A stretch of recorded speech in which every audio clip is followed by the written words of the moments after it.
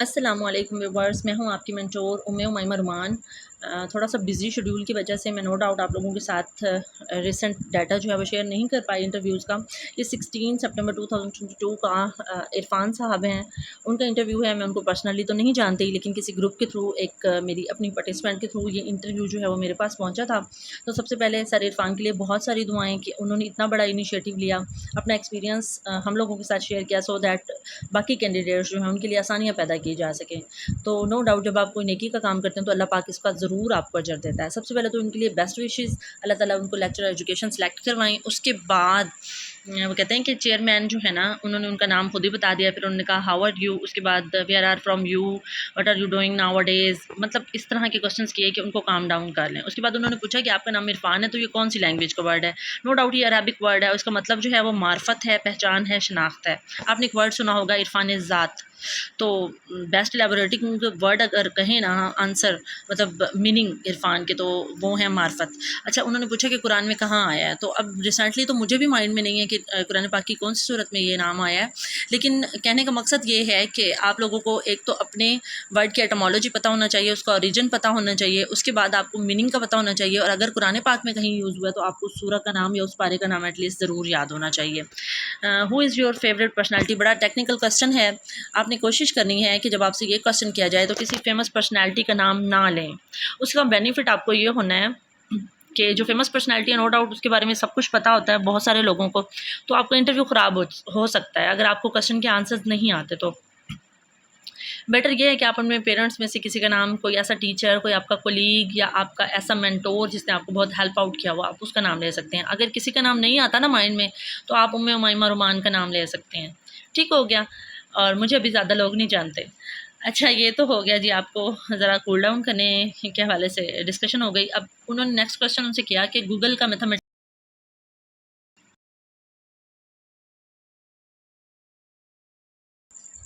अच्छा, ये जो मैथमेटिकल नंबर है ना, उसके हवाले से अगर हम डिस्कस करें तो ये एक साइंटिस्ट हैं एडवर्ड केसनर, उनके भतीजे हैं, उनका नाम है मिल्टन सिरोटा। उन्होंने कहा कि 10 को अगर हम 100 टाइम्स मल्टीप्लिकेट करें और उसका जो आंसर आएगा ना, that is the mathematical number of Google.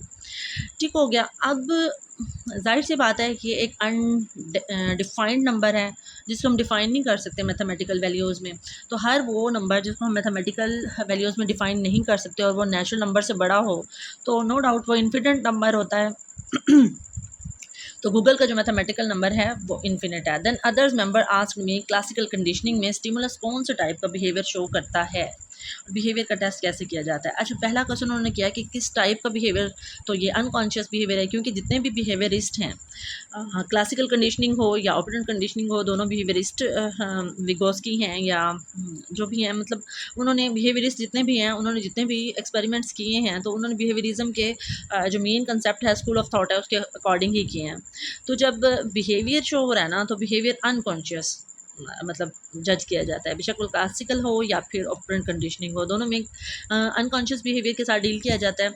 उसके अलावा उन्होंने नेक्स्ट क्वेश्चन किया कि जी बिहेवियर को टेस्ट कैसे किया जा सकता है। डिफरेंट टेक्निक से किया जा सकता है। आप प्रोजेक्टिव टेक्निक्स भी यूज़ कर सकते हैं, जैसे थीमेटिक एप्रिसिएशन टेस्ट है, थर्ड पर्सन टेक्निक है, वर्ड एसोसिएशन की टेक्निक है। उसके अलावा सेंटेंस कंप्लीशन के टेस्ट होते हैं कि आपको सेंटेंस दे दिया जाता है, आपने उसको कंप्लीट करना होता है, तो हर बंदा अपने अनकॉन्शियस माइंड के हिसाब से उसको कंप्लीट करने की कोशिश करता है। इसी तरह एम्बिगियस सीन्स, जिनको थीमेटिक एप्रिसिएशन टेस्ट या TAT भी कहा जाता है, मतलब एम्बिगियस सीन दिखाए जाते हैं और कहा जाता है कि अब देखें और हमें बताएं कि इसमें आपको क्या नज़र आ रहा है।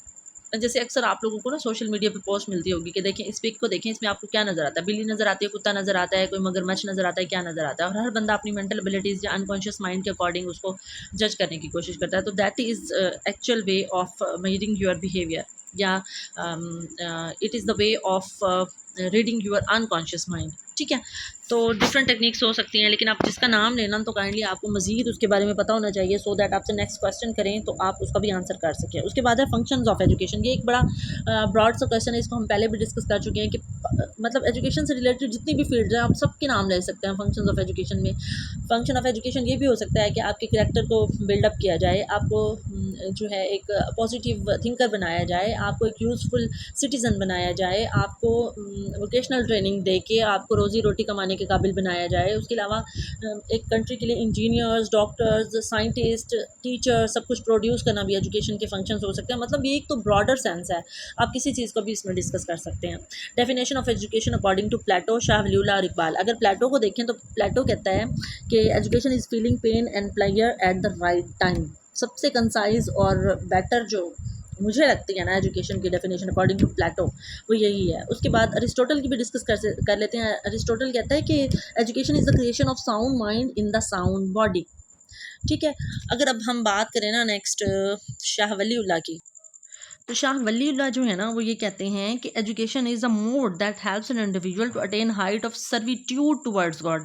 मतलब खुदा की तरफ मदऊ किया जाता है, एक इंसान को खुदा की तरफ बुलाया जाता है, अल्लाह ताला को ढूंढना, ये जो है ना असल में ये एजुकेशन है। शाह वलीउल्लाह ये कहते हैं। और इकबाल का पूछा हुआ है तो इकबाल कहते हैं कि education is the provision of growth and development of खुद ही, कि आपकी खुद ही की ग्रोथ और डेवलपमेंट जो है ना that is the real education.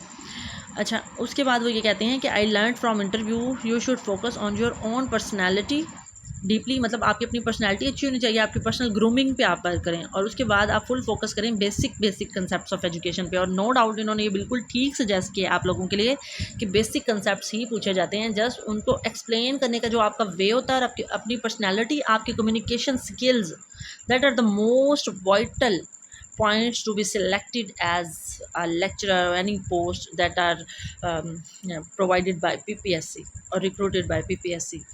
तो best wishes for all of you. मिलते हैं फिर नेक्स्ट वीडियो में। टिल देन अल्लाह हाफिज़।